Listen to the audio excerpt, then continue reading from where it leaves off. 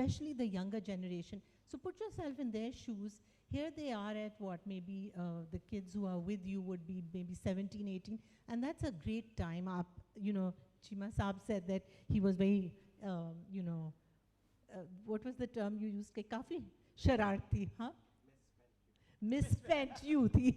So he used that term for his youth, and imagine at that time when you should be having fun, maybe sometimes bunking classes, getting up to mischief. Here these kids are put in silos. And they are the kids who have come to you. They have learned to stay in silos. So to my mind, a university is not just there to give out academic information or just teach children about courses. You are in a unique advantage where children don't communicate with their parents. How many of you have teenagers? Can I have a show of hands? All right. So those who don't have teenagers and their kids are moving into teens, you learn what's going to happen. How many of you find your kids stay in their rooms most of the time? Right? So this same number of hands that went up, once they become teens, they stay in their rooms, they don't come out. There was never an opportunity for them to unlearn that. They learn to stay in their rooms, and that's where they are. They learn to not make friends, and that's where they are, most of them. So, and I'll give you an example. I was at a college in Karachi. I won't name the college. And I was doing a community circle for the students. I asked them to stand in a circle, and then I asked them who feels depressed and feels alone in this world.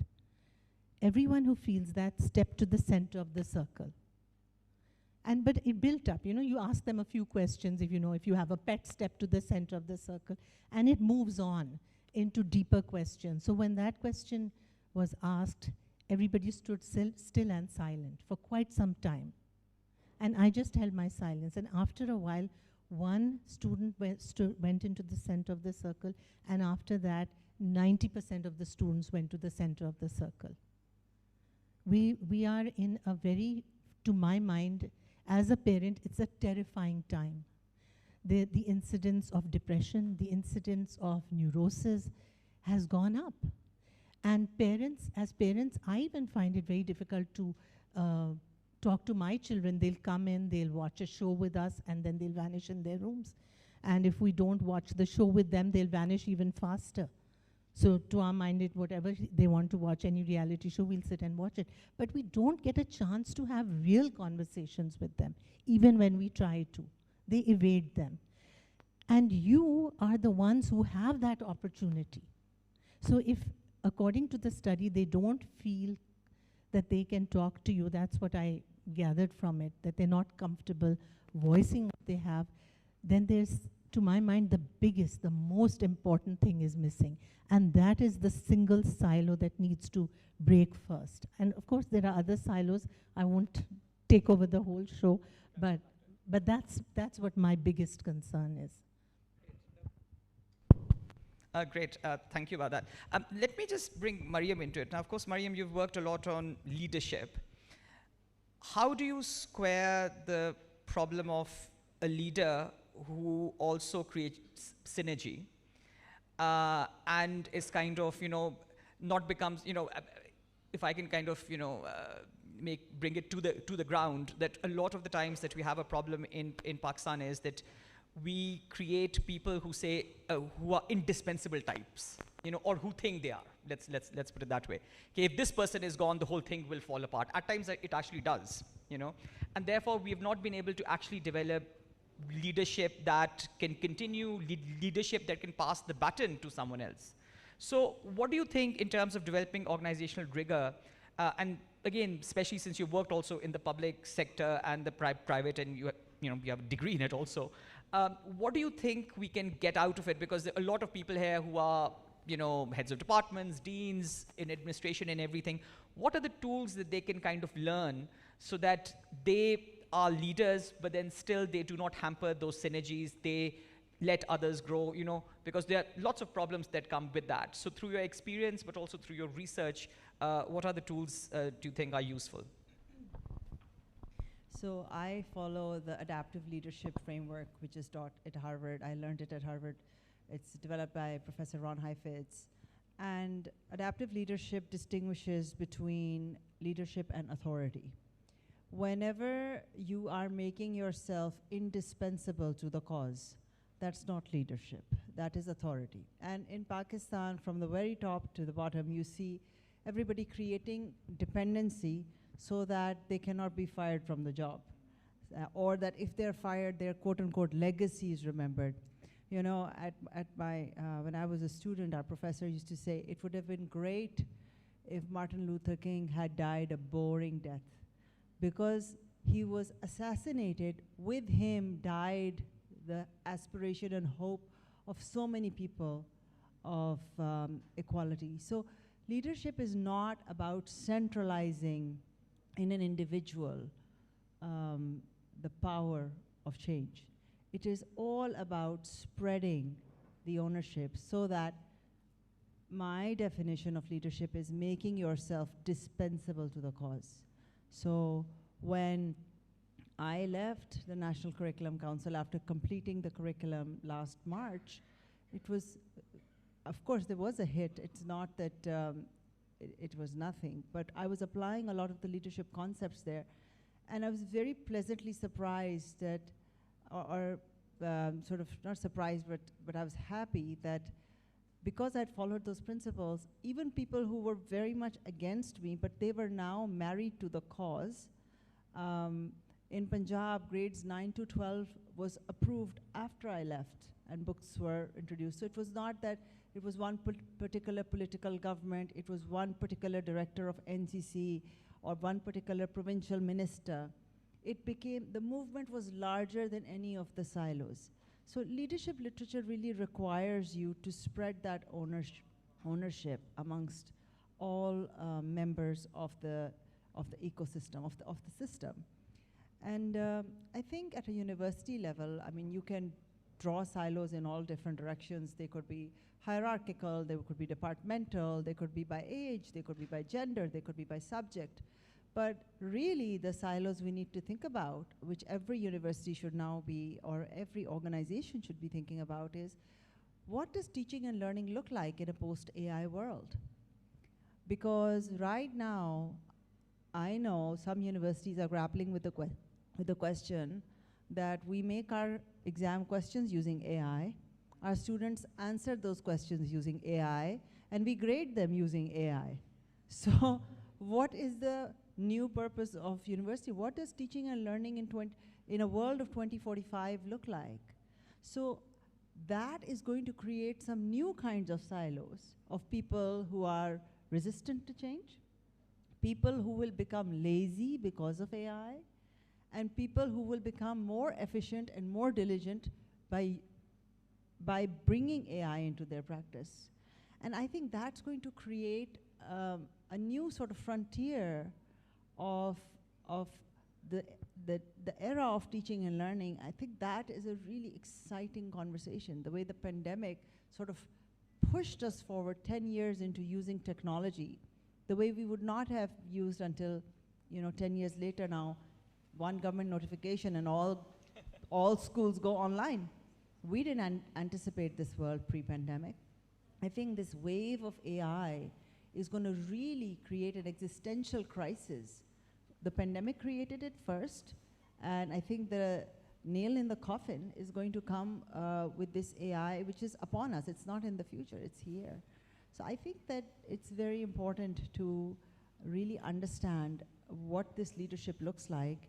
And in my practice, I will say that anytime a person with more authority is able to bring in people who have less authority, but have equal leadership, equal ownership of the shared purpose. The first task is to identify what is our shared purpose. In this very room, there may be people who are faculty at this university for very different reasons.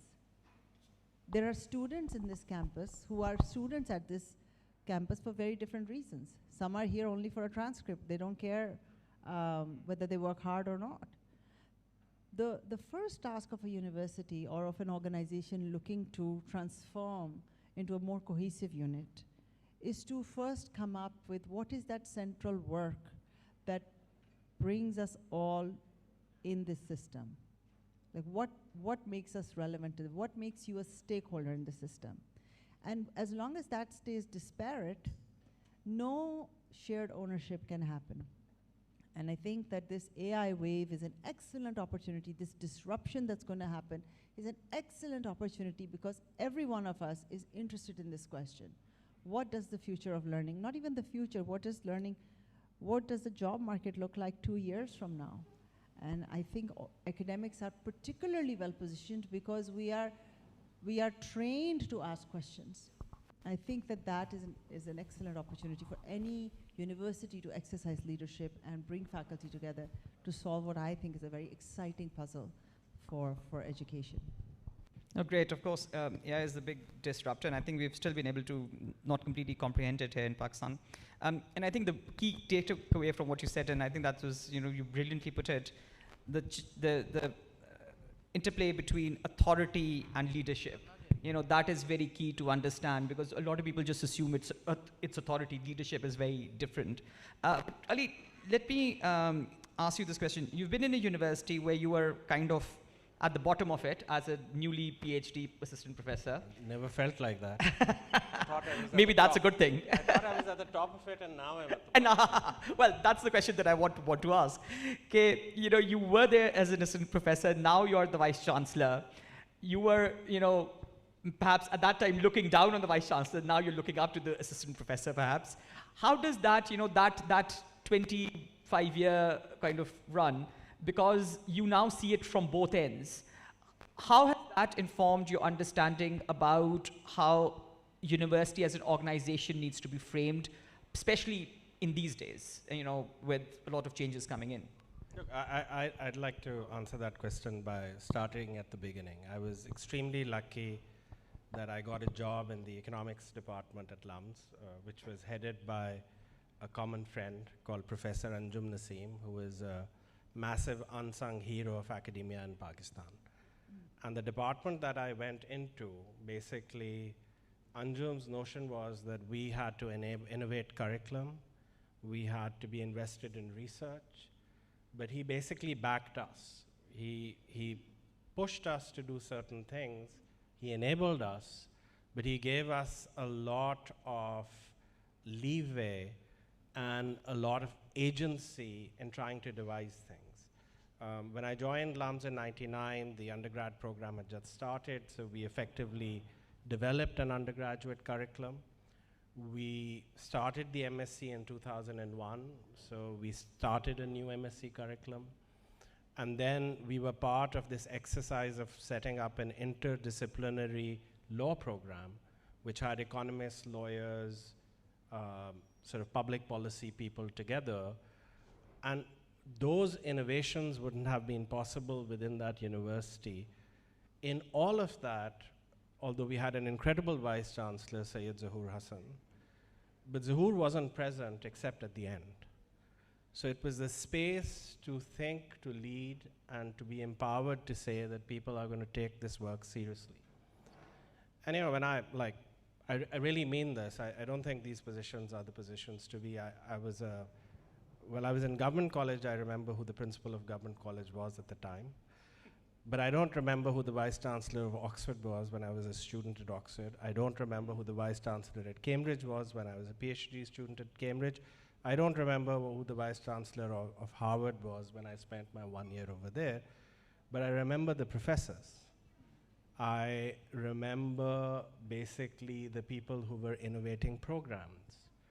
So the space that you want to create is the space to drive, but what are you going to drive comes back to the question of what that original mission is.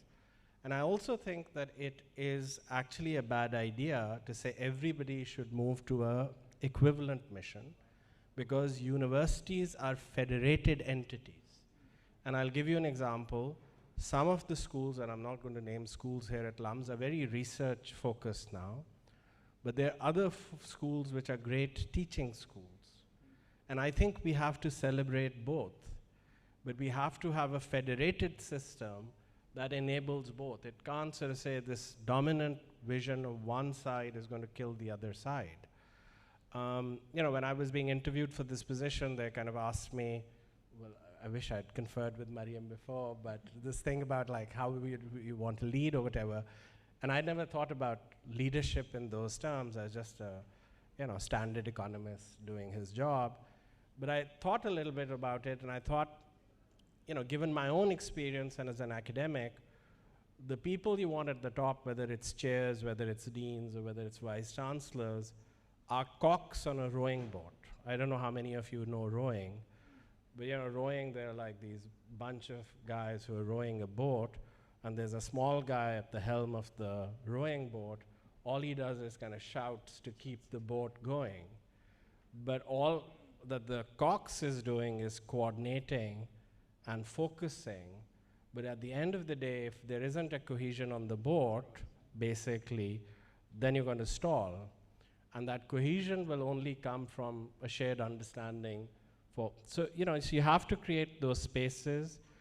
But I think what happens here, and I've seen this, and this is not just a Pakistan problem. I was at Cambridge Economics, which is the birthplace of great economists like Alfred Marshall and Keynes.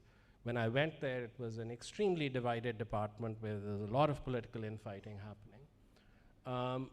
The problem is that a lot of the times competing visions can start to come into clashes.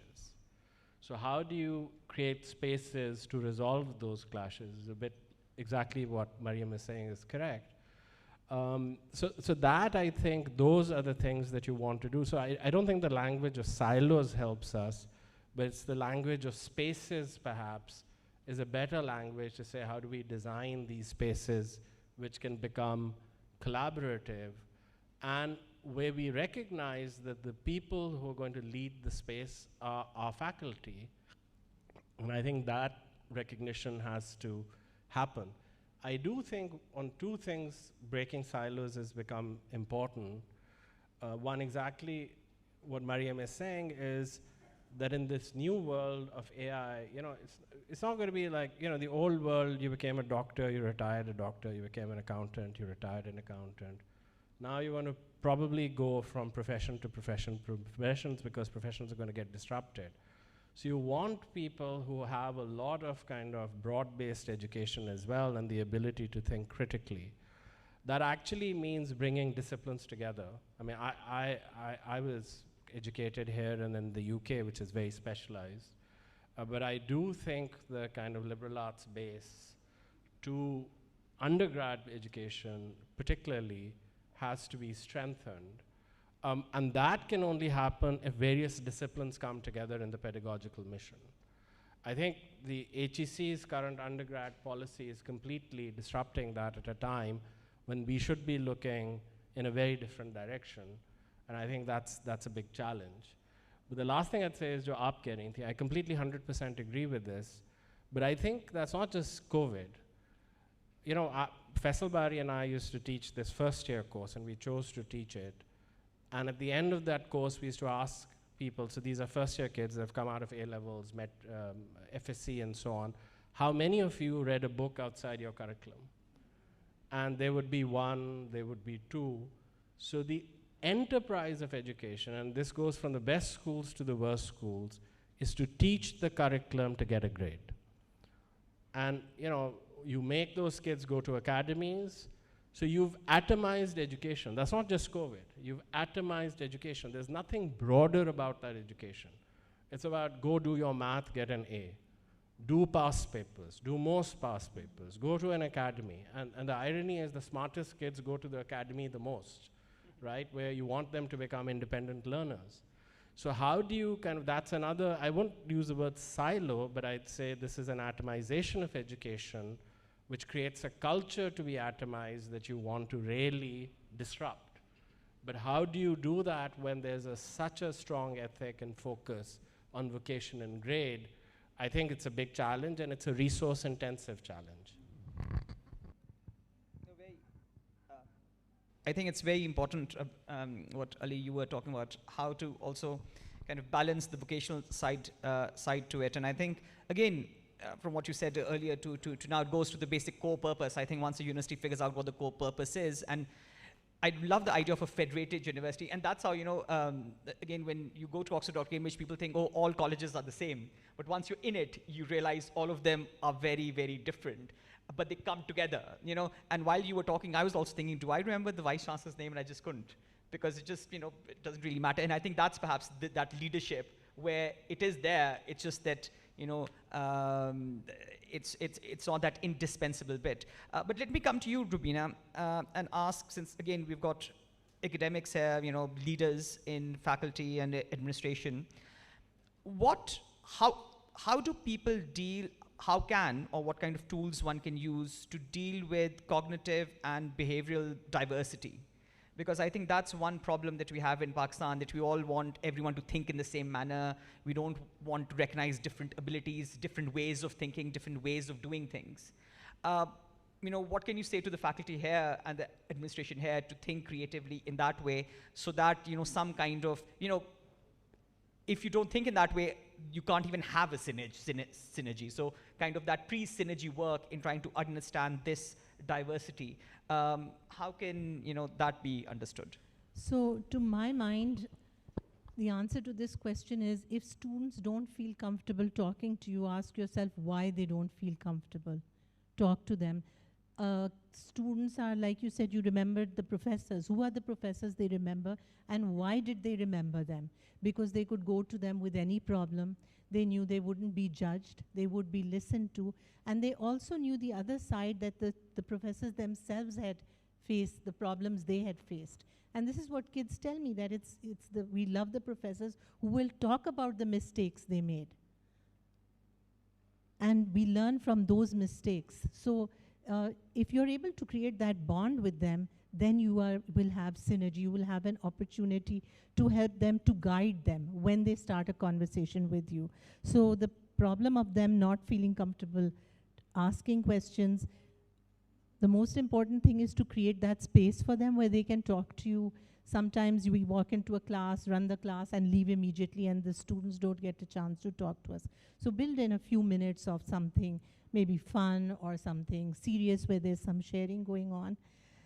And the second thing that we really need to do is to, when feedback comes from the students, generally from a survey, as Dr. Ruxana did, make them know that yes, they have been heard and this action has been taken.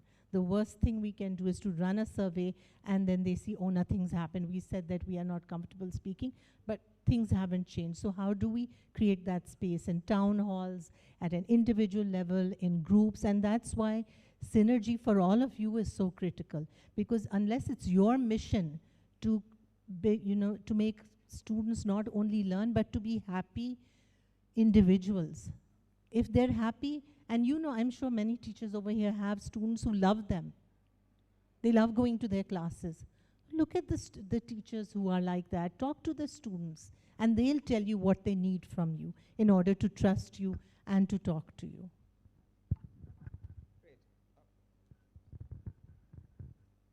Great, thank you for that. And I think, that conversation is very important. Mariam, let me sort of bring you in here. We've been talking about synergy, and you've also mentioned that, how in your work at the National Curriculum Council that was achieved. So my question really is, how do we, and here as faculty and administrators, how do we train ourselves to be open to synergy? Because a lot of the times we want to hear our own voice. I do. A lot of us do. A lot of us would like to have a meeting with ourselves and make decisions. And a lot of us call meetings to tell other people what our decisions are. So how do we train ourselves to be even open to synergy, let alone achieving it? Leadership is not a sales problem. It's not that I have the solution and I just have to tell all of you that synergy makes sense. Synergy is not that, or any, so leadership is 90% of exercising leadership is diagnosis work. 10% is action. And that 10% action of what you need to do comes from the data generated by 90% of the diagnostic work you've done. So to your question, that what does that diagnostic work look like? First of all, I'll give you an example. I was doing a leadership training at the Public Policy Institute for Civil Servants. And this was a group of people, these were grade 21 officers that had to do this mandatory training to get promoted to grade 22. So these are the bureaucrats that really believe that they have been told they have the solutions. They just have to now. And there I am giving them a leadership training. And so I always teach through the experiential method, even at LUMS, that's my pedagogy. And we did case studies. So 2 particular examples I'd like to share here. There was one person in the group of 30 who has, I know him from before, and he writes in print media a lot of opinion pieces against the military establishment, or has been writing for a while. And we were talking about a case where this person was very senior in the taxation department, that some people just don't pay taxes. And so you can just map that onto any organization. Like the faculty at a university will say the admin are the problem, the admin will say the faculty are the problem. And so everyone says that the other faction is the problem, right?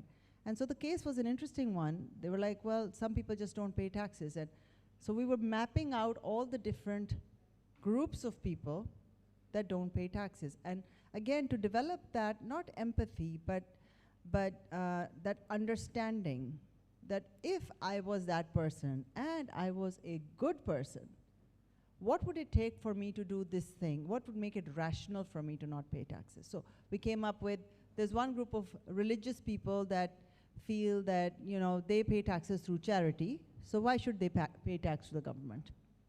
There's one group of people that says the government will just use this money for corruption, so why should we pay our taxes? And this one, so everybody was, you know, developing empathy for these different silos or factions, and that one particular civil servant who I know, he was not speaking up, but I pushed him, and he said, yeah, because they think that they are better than everybody else, and they think they own this country, and they think they don't need to pay taxes. And it was remarkable when from that point he could get to the point and say, maybe they feel that they pay their taxes in the form of service to this country, in the form of other kinds of sacrifice that's non-financial. And so they deserve all these benefits.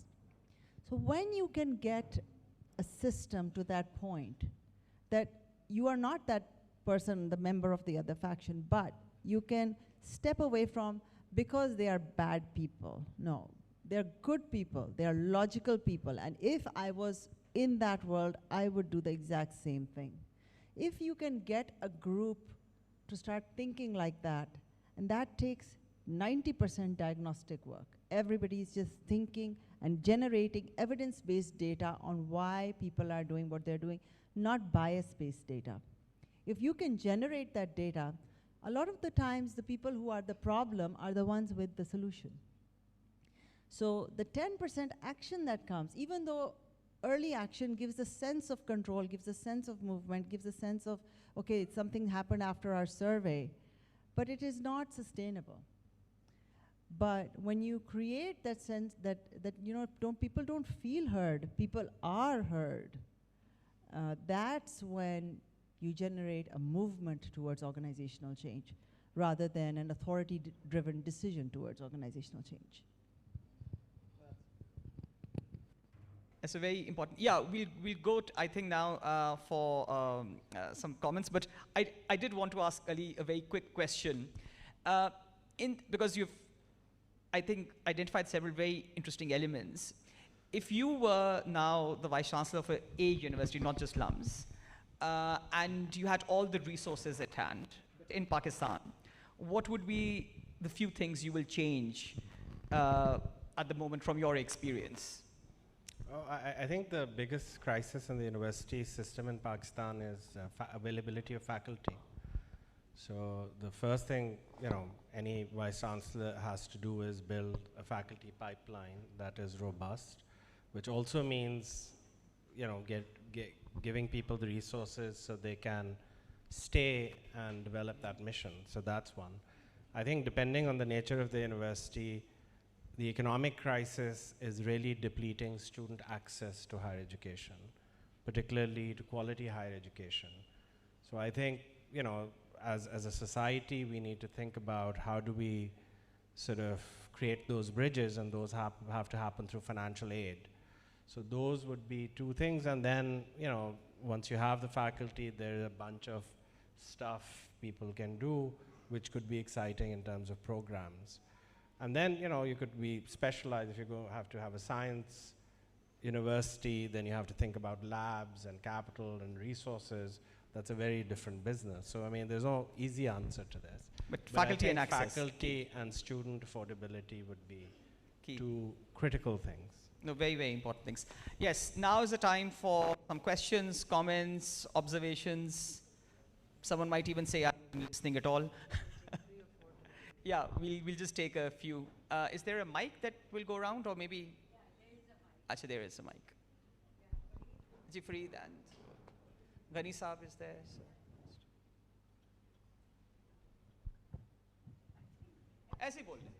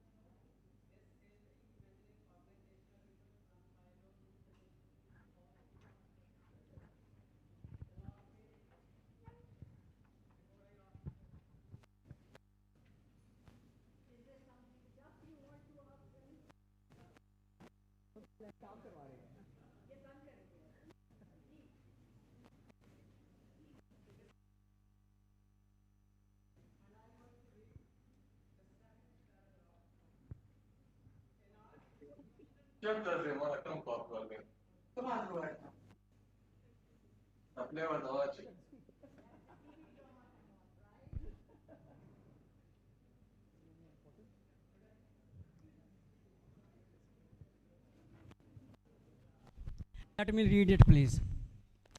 Last page, second paragraph. In our institutional context, FCCU's NASG findings reveal trust deficits, generational divides, and inconsistent support systems, highlighting a critical need to reimagine how we care for each other across roles, departments, and hierarchies. This is the specific problem this worthy panelists were talking about, that how to move from silos to synergy. And this is, although we believe that we are a very good institution, and before this concept note, I was of the view that we are the best one managing diversity here, and we are creating synergy here, dealing with generational gap, and creating cooperative attitude among the people. But still, our auditor and evaluator says that there is trust deficits, generational divides, and inconsistent support system. And we are shocked. If we are so, what others will be doing in their institution? As Chaucer says, if gold rusts, what shall poor iron do? It means that this is the problem of maybe all the institutions in Pakistan. So I would like to ask very specific question to the worthy panelists, that what should our faculty do to solve these problems? Please.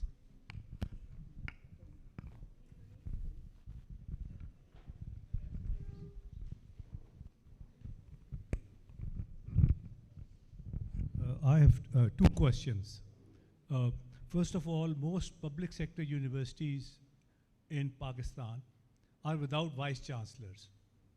We are unable to have a very effective vice chancellor selection mechanism till today. So most universities are suffering because of lack of proper selection of vice chancellor. The other observation I have is that most institutions of higher learning in Pakistan are not generating knowledge. What is the reason for that?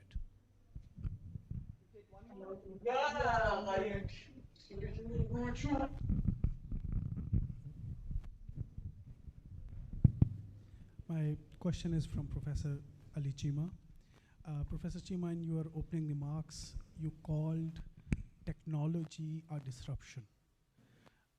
Whereas we see that there is a lot of narrative about how we incorporate technology, how it is bringing knowledge to our fingertips, etc. And would you elaborate that point on technology as disruption?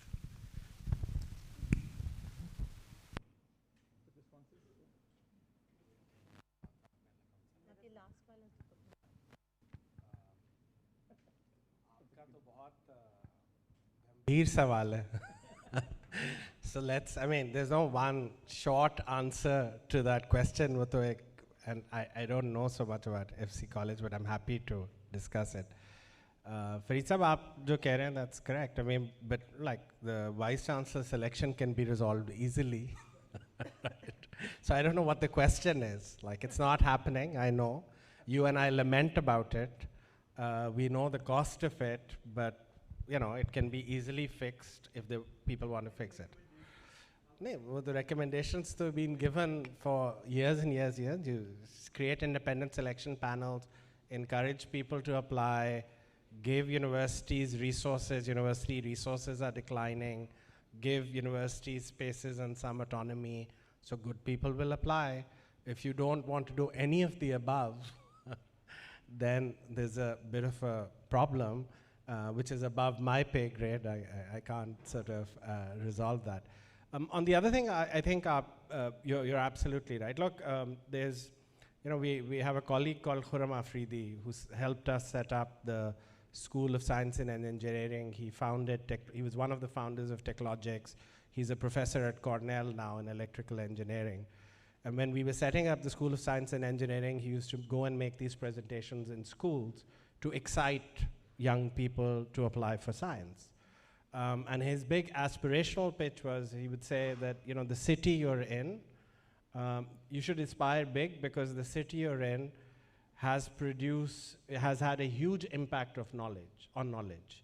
And then he would pose a question, which was, how many Nobel laureates do you think have an affiliation with the city of Lahore? 6. And, I mean, he presented it in the board. I was sitting there. I thought, 1. It's 6. The irony is, all 6 of them were pre-partition. Right. 4. नहीं तो बाद में कौन था? Post-partition कौन था? Okay. चलें 4 भी pre-partition है. The point I'm trying to make is that you had 2 government colleges से थे, एक पंजाब, हाँ. But all I'm saying is that the rate at which knowledge production, so you had an endowment where the university system was preparing people to create knowledge. Then the university system got systematically gutted for 40 years. And what has come about post-90 is basically good teaching institutions. But I think there is now a direction to move towards creation of knowledge. I think resources play an important part in that. You have to crack that. But I think the first thing is you have to have a framework of research-focused faculty and give them space. So with the right incentive system, and that's not easy to do, that's a hard thing to do in a country where you don't have resource funding or grant funding for research, that doesn't exist. So the ecosystem doesn't exist. But I think I personally now think, I was always a big supporter of universities doing the teaching job first. The way globalization is ending, that if we don't go into knowledge production in terms of universities, we'll be left really behind. I think this is now a new world. I mean, we were riding in the coattails of globalization, and globalization is being upended, which is also going to affect student opportunities. Technology, obviously, you can use it but you have to think about how technology is going to be used in the context of the discussion. All that the school system is doing is producing kids to take, they're training kids to achieve grades. So they're going to use this technology to achieve grades. They're not going to use this technology to learn. That's the first thing. The second thing, this technology has huge gaps. You know, we all know about hallucinations in AI. We know about embedded biases in AI.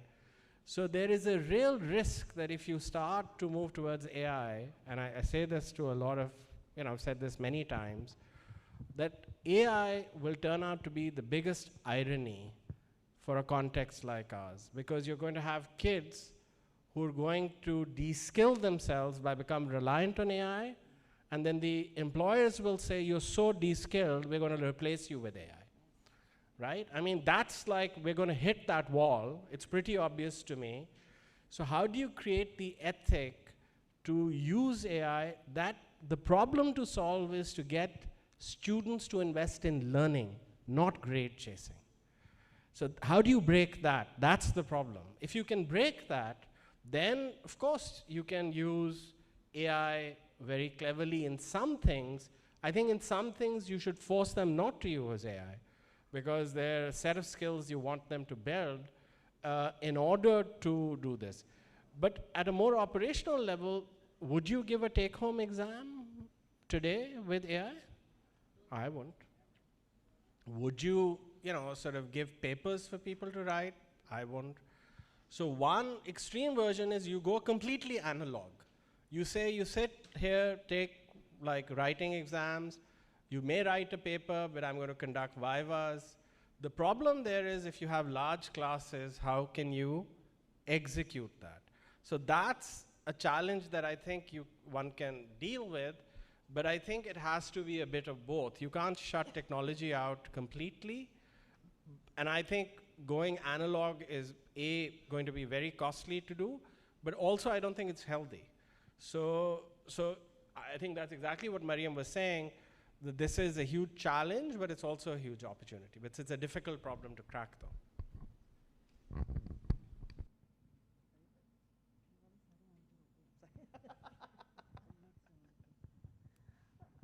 I like that answer. It's saying, "Sare answer ho gaye." But let me just quickly say to Ghani Saab, I think it's very significant that those gaps have been founded. For me, if someone who had been here 10 years ago, I would have said those gaps 10 years ago. So it's quite a thing that they are still there. And I think this is the question of most universities in Pakistan. And it's mainly because, you know, I still remember, and I don't know if it still happens at FC or not, but I used to get very amused that students used to refer to the teacher as sir or ma'am. I don't know if it still happens here or not. And when someone said sir, I said, well, I've not been knighted yet, but one day, you know. And it was this bizarre school mentality. And people in admin used to do that too. Again, I don't know if it still happens or not. So it's got to do a lot with unlearning some ways and then learning new ways. And, you know, trying to be more, you know, one of my big things here was, you know, one needs to be very collegial. You know, that's a very easy concept to say, but extremely hard to implement.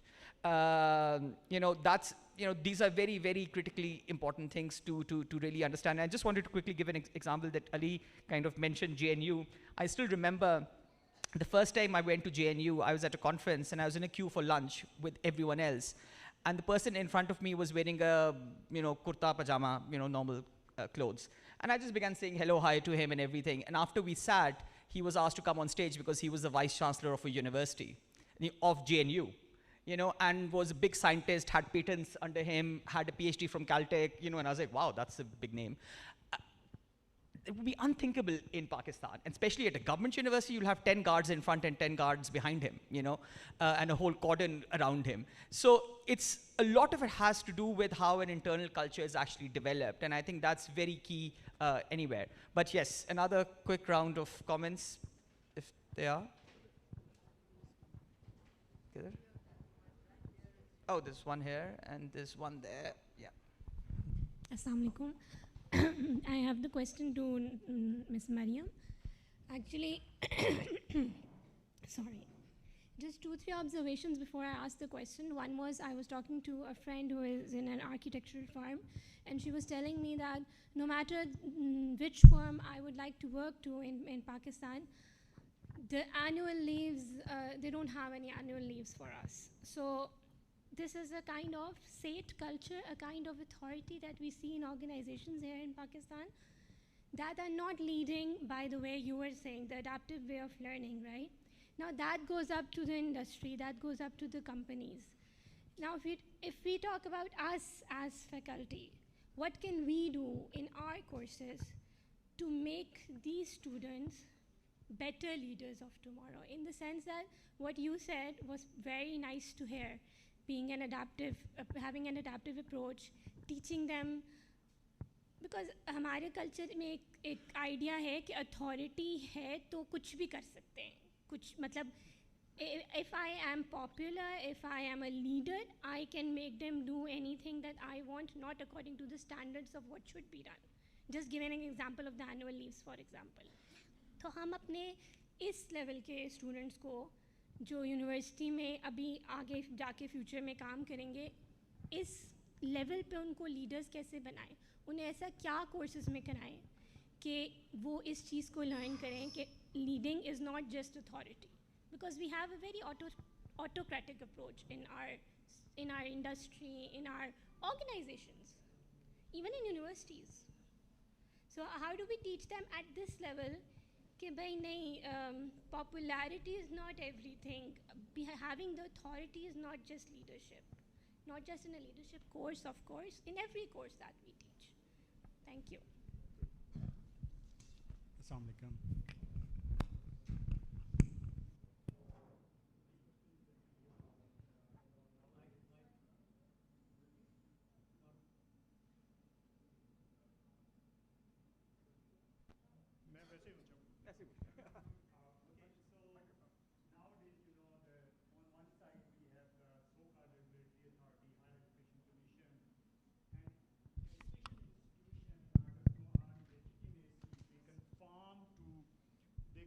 To the policy set by the HEC or the different accreditation bodies. So on one hand, we earn the legitimacy, but on the other hand, faculty probably don't have much to be creative in their course delivery. So how to deal with this? Although I know that the faculty can do a lot of things, but they are at the disadvantage when they have to conform to a lot of stuff in accreditation and conforming to the HEC policy. Thank you. Any other comments, last questions round? Anyone else? No? Okay. Mariam? So thank you for asking that question. It's a very important one, that when you are on the receiving end of an authoritarian culture, how can you turn around and create a more inclusive environment for someone else? I would actually take the example that Dr. Saab used. Would any of us give an AI-based, a take-home exam in the world of AI?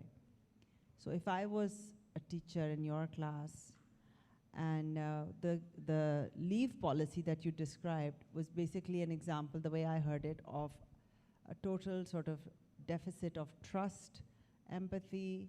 It's a policy made by somebody who has and is being enforced by somebody that you feel that your input in it has not been perhaps taken, or perhaps if it was taken, the policy might be different. I would say that with your students, you need to pivot on greater trust. So I would give them a take-home exam that starts with, use AI to answer this question and find deficiencies in the answer. Because what you're doing in that is, first of all, you're relating to the world in which the student is operating. You are enabling them to become, so it's like when the internet came around, and all of us sort of saw that transition, the pre-internet world. What if we were told, don't use the internet, it will make you lazy, because you'll never open up? 20 years ago, Harvard Library was accessible only in person. Today, the entire Harvard Library is accessible on each one of our smartphones. In 20 years, what will Harvard Library access look like? The kid in this room will access it by thought. Are you preparing your students for that? You cannot afford to have a trust deficit with your students. So I would say, even if you've been on the receiving end of an authoritarian decision-making culture, it is imperative that you're preparing the students in your class to not have that trust deficit with you, even if you don't fully understand their world. That would be my advice. Ali, do you want to deal with HEC and regulatory? A very key question. देखें उसकी एक reality तो है about having that regulatory apparatus, but I think it's becoming more and more prescriptive, and it's going to have hugely damaging effects. So I think एक तो चीज़ ये है कि there has to be a framework within HEC where they're engaging very seriously with at least universities which have developed curricula, which are have a demonstrated reputation now of doing well. So you can sit down and say, where should these standards be moving? The second thing, which is a dangerous thing, is that, the minimum standard framework was designed to say places which are becoming dysfunctional, we're going to actually make sure that there's a floor that they can't fall behind. Of course, curriculum is one, resources is another one. But that's not what they're doing. They're actually straitjacketing everybody into a uniform curriculum. And I think that's going to have hugely disruptive effects and adverse effects. So I don't know. I mean, we were talking about this at lunch, that, we have to kind of, as universities, begin to engage and try and sort of make sure that the diversity of the education system is preserved. And by the way, a lot of what is being done is discriminatory. As I was giving an example, that if I go to Princeton, get a degree from Princeton, and I come back, HEC will give me equivalence. But if you as FC College adopt Princeton's curriculum and I come to you, I graduate from your university, they will say we'll not give you equivalence because you don't meet a quality standard. This is just like completely discriminatory. It makes no sense. So you have to have the kind of diversity. Sure, you should be a regulator of poor quality, but you can't be straitjacketing, sort of academic innovation, particularly when there are huge disruptions that, the higher education sector is going to be dealing with. Great. Thank you so much. I think we've had a good discussion on a wide-ranging issues, and I think this can just go on. But I should just say that I think one thing that underlines the whole panel is the idea of the university. And I think once the university is very clear about its core mission, how to create then that kind of a federation amongst different schools and departments and organizations within the university to achieve that, of which then everyone becomes a part of at their different ability and cognitive levels to kind of create a more cohesive whole. But again, thank you so much, Ali, Mariam, and Rubina for this wonderful panel. And thank you, Dr. Sia, for actually bringing us here. It was amazing. It was really. I'm very thrilled. May I hold your attention for a little bit more? Ali, you talked about how constricting organizational, the silo part of it, and also the organizational rigor. And that's exactly what I was thinking after we had put up this panel and sent out the concept note. And I started wondering, where we are, and there's a whole scheme out there. Organizational rigor, as you rightfully pointed out, is just one component. It's just how is the how part. Not all the things that you talked about. You're talking about a purpose, you're talking about a shared vision, you're talking about a shared voice, you're talking about so much more. You're talking about a leadership also that's shared. You're not talking about an authority out there. And so I saw this again, sorry for this, but a McKenzie organizational health index. I didn't know that there are health indices.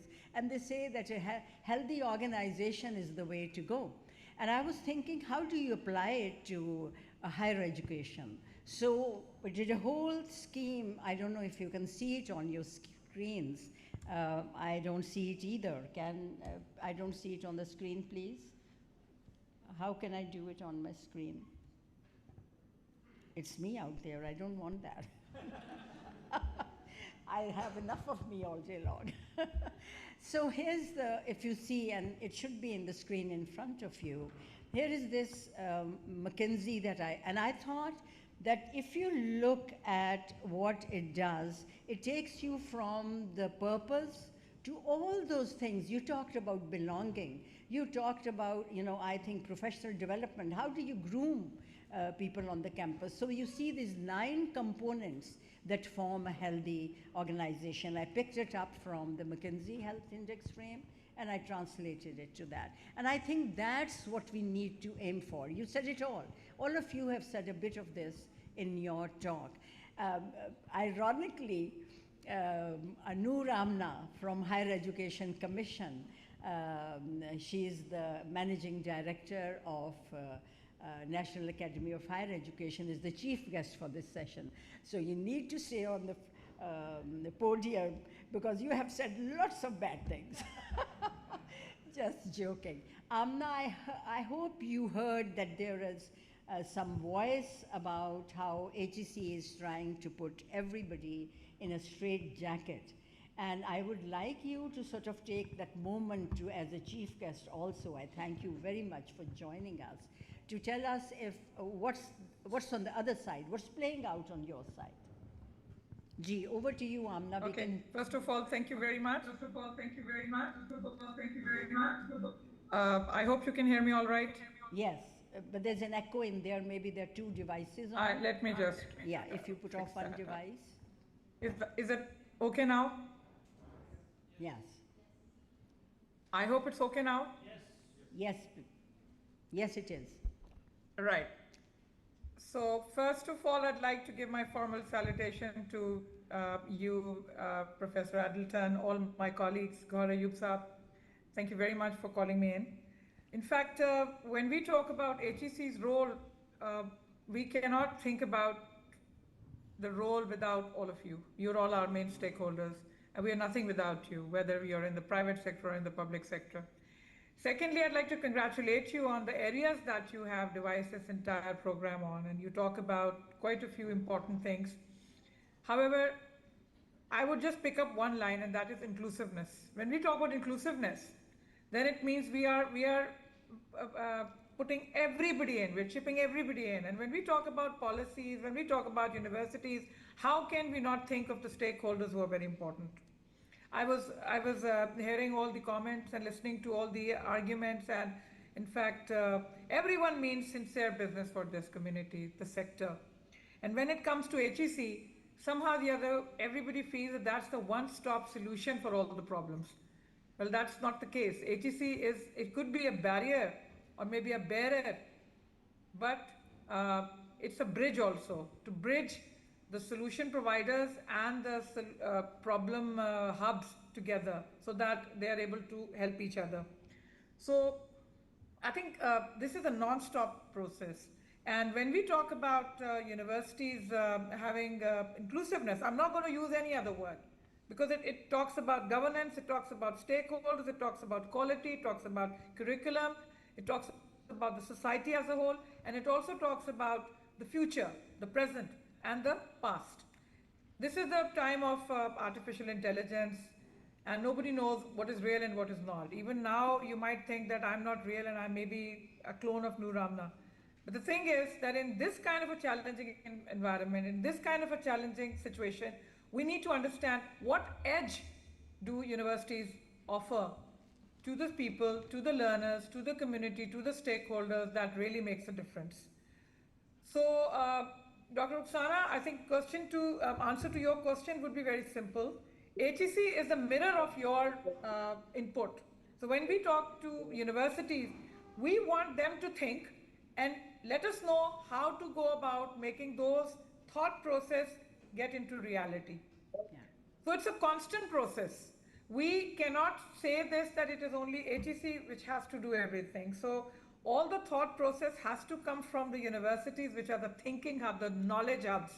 It's a knowledge-based economy. So we're all knowledge workers. And whatever goes on has to be reflected in the universities, and then HEC is going to reflect that into a policy for all of us to make sure that the sector benefits overall.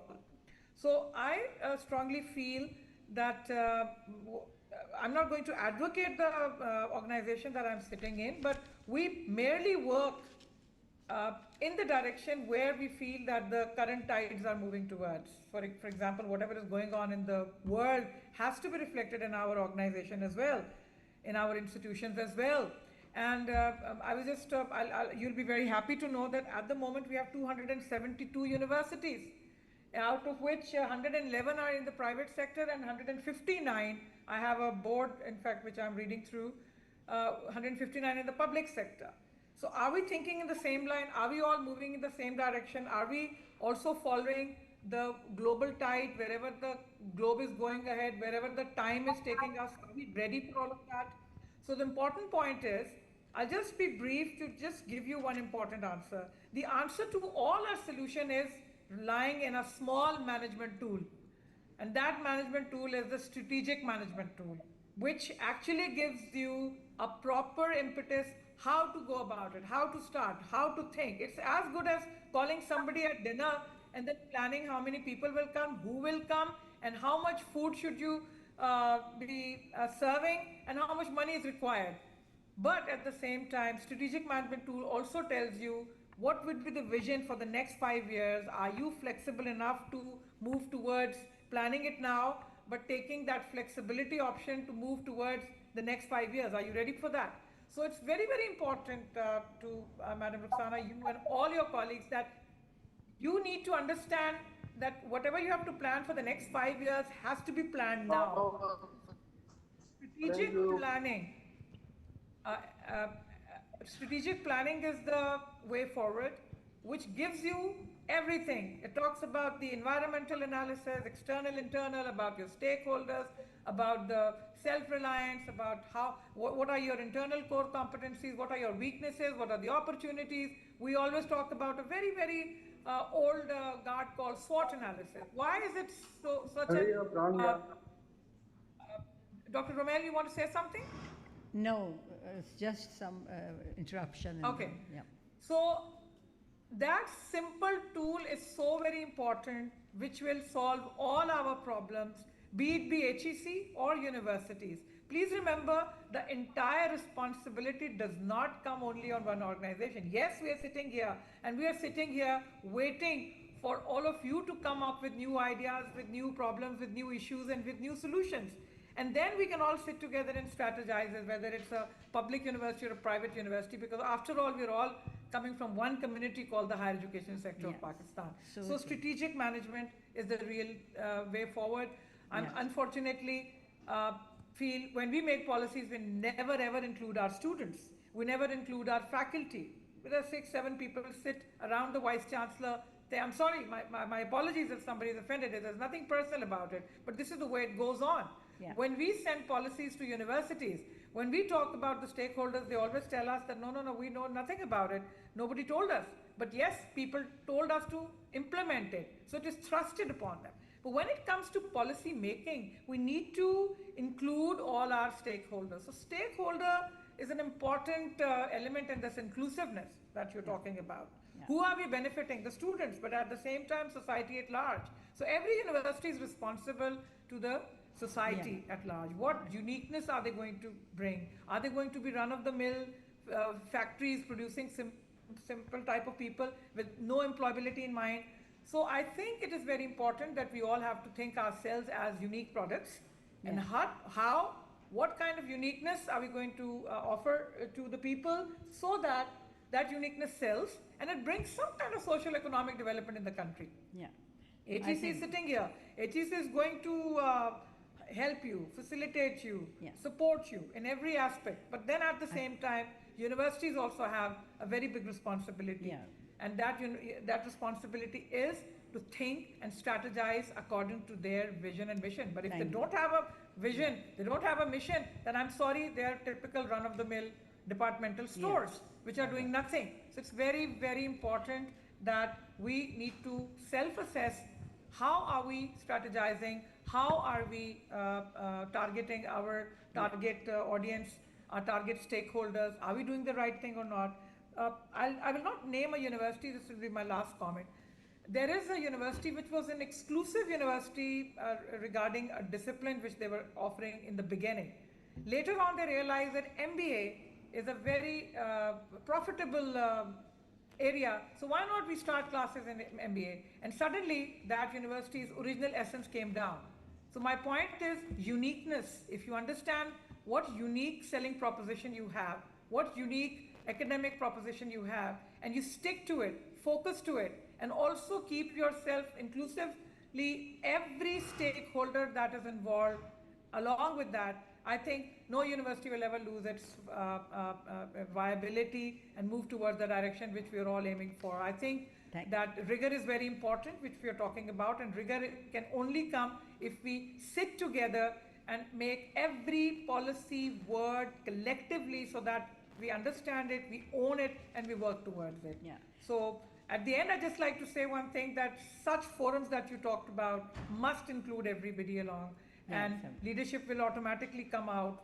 People might be thinking that leadership is synonymous to the senior most. That's not the case. Leadership is all about idea.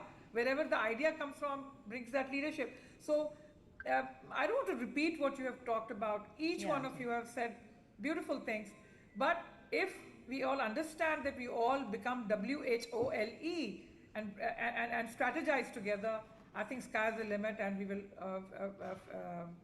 get only the benefits that we're talking about. Yes. Thank you so much. Thank you, Amna. You said all the right things, and I think the crux is that one, it starts with you, the other, trust has to be developed by the institutions within themselves. And I think that's key. Probably it doesn't get translated as such. It comes as a top-down thing, and that somehow we have to find ways around it. And thank you once again, Amna, for finding time to join us. I'm ever thankful for your support. Thank you so much, our dear guests. And thank you, Amna. And so Rubina, Mariam, and Ali, indebted to you. And Yaqub, thank you so much.